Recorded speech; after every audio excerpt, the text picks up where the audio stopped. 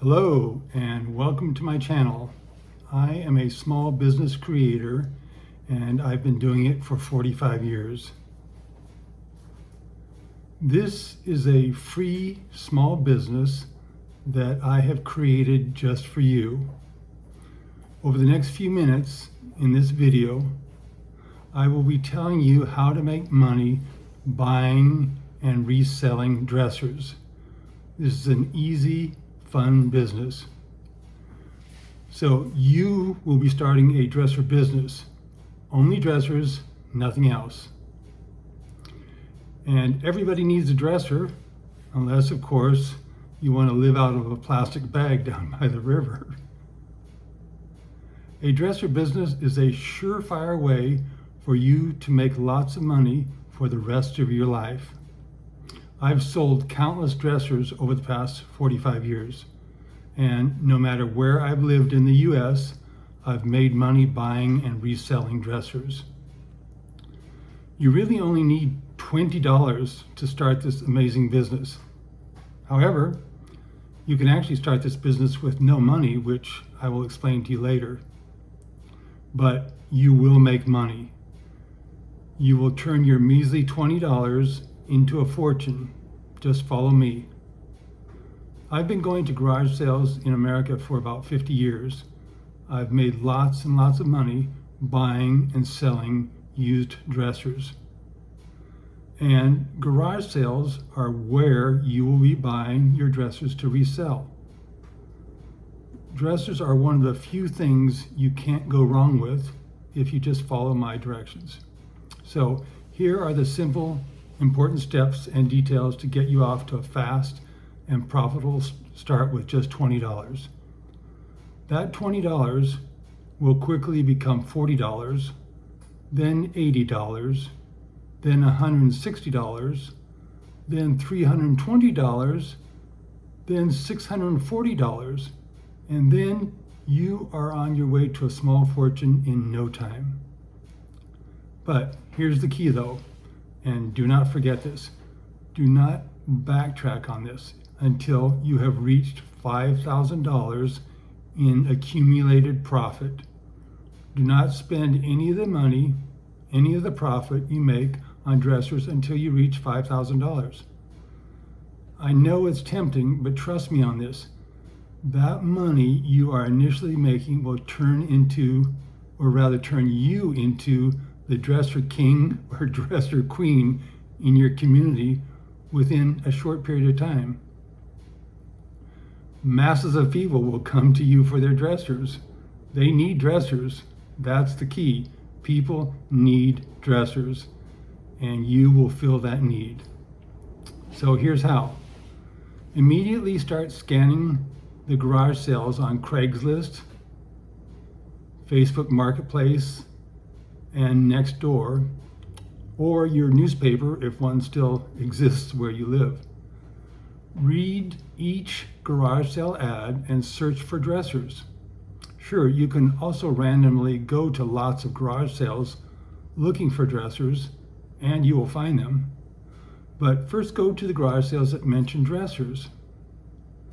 Also, be sure to check all the garage sale photos to see which garage sales have dressers for sale. Then go to those garage sales first.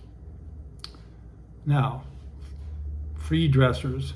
Occasionally, I see free dressers placed on the curb or at the curb with a free sign on them. One time in my subdivision, I saw a nice dresser parked on the curb with a free sign on it. The color wasn't real pleasing, but I drove by right away and picked it up. Then I posted it on Craigslist for $150, and it sold within a couple days. Easy, free money for me.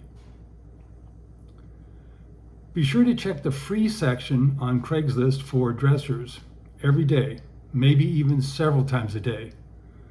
You can also place an ad on Craigslist saying that you want a free dresser and will pick it up for free. You might be surprised that people will give away perfectly good dressers simply because they just want to get rid of them and don't need the money. Dressers go fast at garage sales. Don't get there late. Arrive before the starting time. Heck, cruise by the day before when they're setting up their sale. Be the early bird. Now here's some details. Ideally, you want to buy quality dressers. Dressers made from real wood, not press board, fiber board, particle board, paper board, or plastic. Particle board dressers may look nice, at least when they're new anyway. They will be heavy, unusually heavy actually. Once you start moving them, they begin to fall apart and literally come unglued. So always try to buy dressers that are made from real wood, like plywood, pine, maple, oak, cherry, real wood. Inspecting the drawers.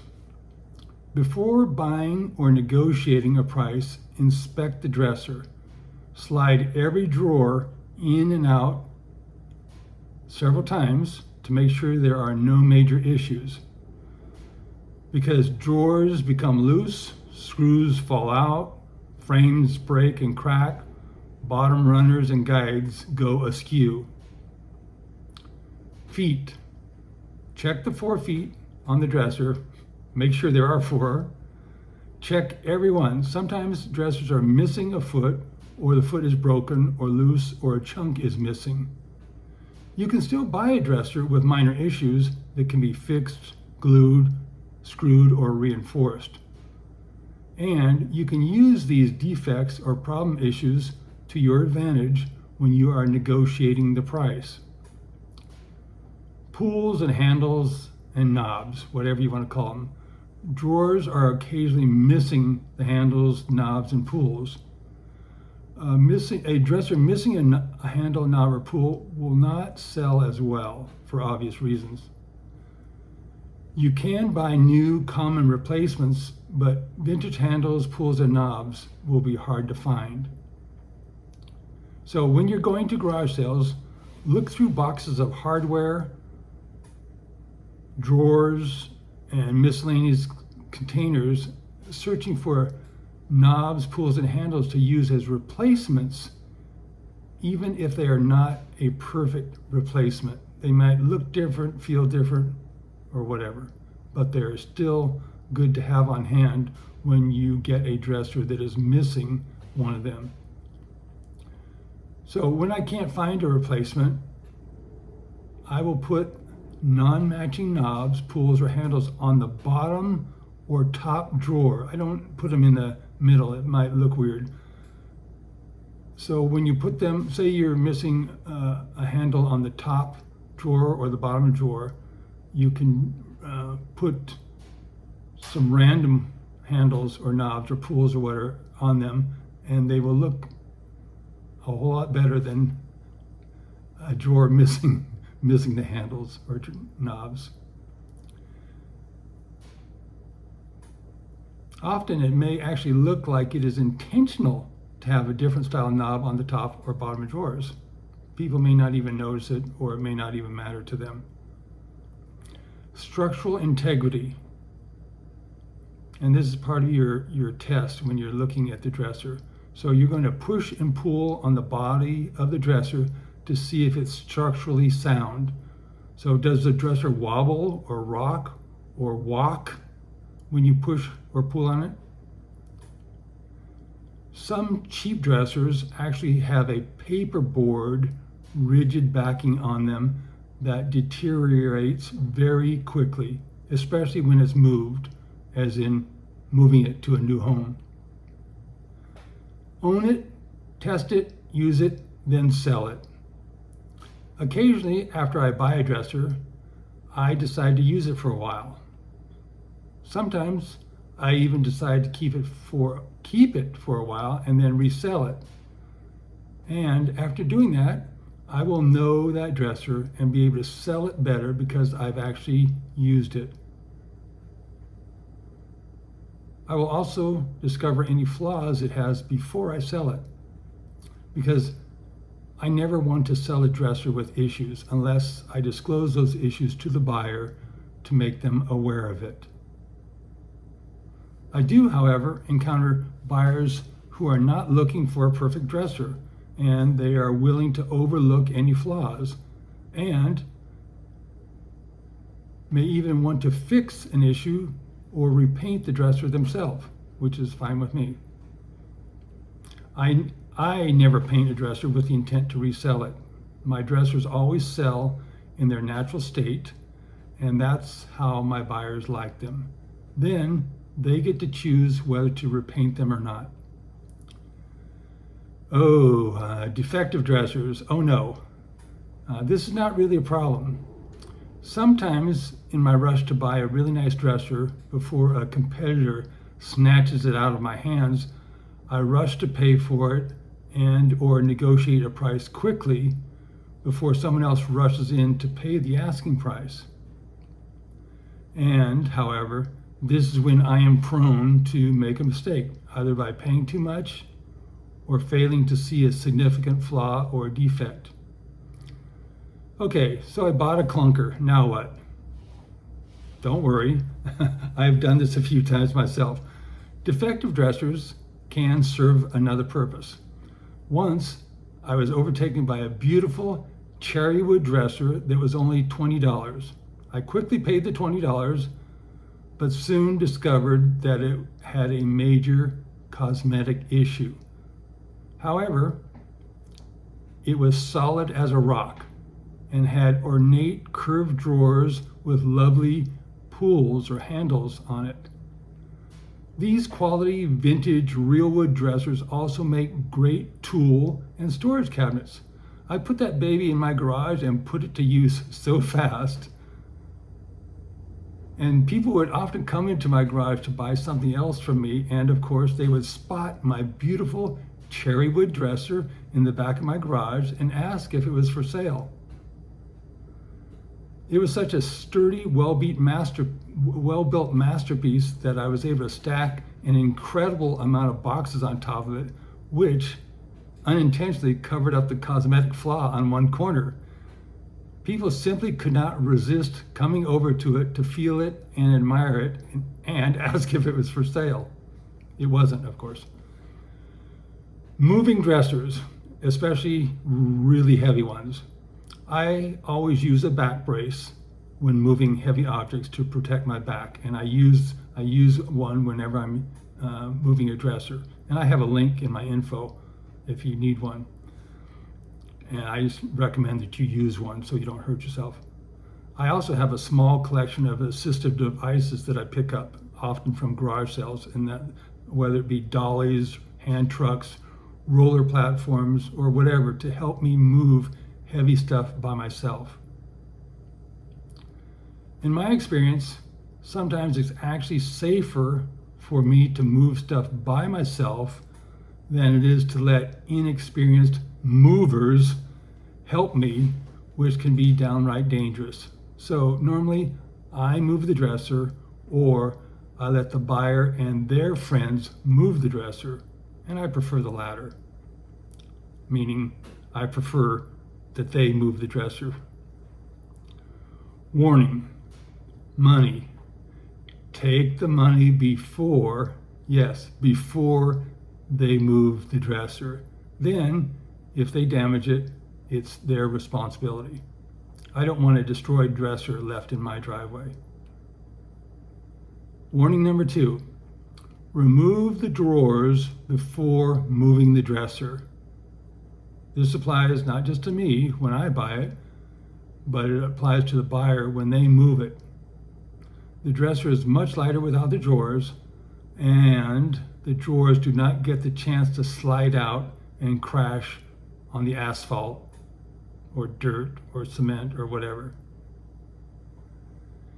Taping the drawers shut really is not a good idea. You can damage the surface patina on the dresser, and the tape can and will fail to hold the dressers closed, especially when shaking around in the back of your vehicle or the buyer's vehicle. Tape will also leave a gummy residue that can be difficult to remove and will damage the wood surface of the dresser. Buying and selling. Remember, buy low and sell high. Familiarize yourself with the new retail prices of dressers by visiting furniture stores.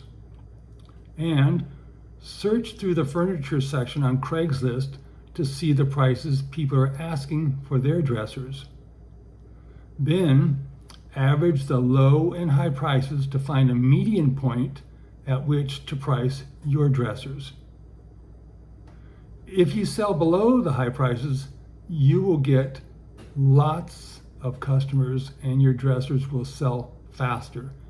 And then you'll have more space for your new acquisitions. And of course, your customers will love you and they will rave to their friends about the great dresser they bought from you and how much money they saved.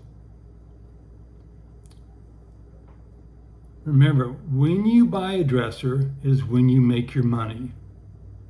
So whatever the price the seller is asking for the dresser, offer them half the amount. And then negotiate from that point if necessary. If their starting price is really low, you may not need to offer less. When you suggest a super low price, you may actually offend the seller and they may tell you to take a hike. If you pay too much money, you will make less money. Remember, when you buy a dresser from someone at a garage sale or when they are having a moving sale or at an estate sale, you are often helping them. Many times people are under pressure when they are moving or selling. So if a seller asks too much for their dresser, they could end up in a real bind if it doesn't sell, especially if they need to move out quickly. So don't be too concerned that you are taking advantage of them. Poor planning or waiting until the last minute to sell or get rid of household belongings is not your fault. Your offer may be a saving moment for them. They may have no other option than to give it away or park it on the curb, especially if there's no room in the U-Haul. And we have been in that position a few times when moving and have literally approached people walking past our house asking if they wanted our stuff for free. It's actually funny how overjoyed they were, and we were relieved of the dilemma we were in. Everybody was happy. So your $20 and my dresser business will make you a lot of money. Just follow what I've done and continue to do, and you will become the dresser king or dresser queen of your community. So have fun, help people, and you will do well. I wish you the best.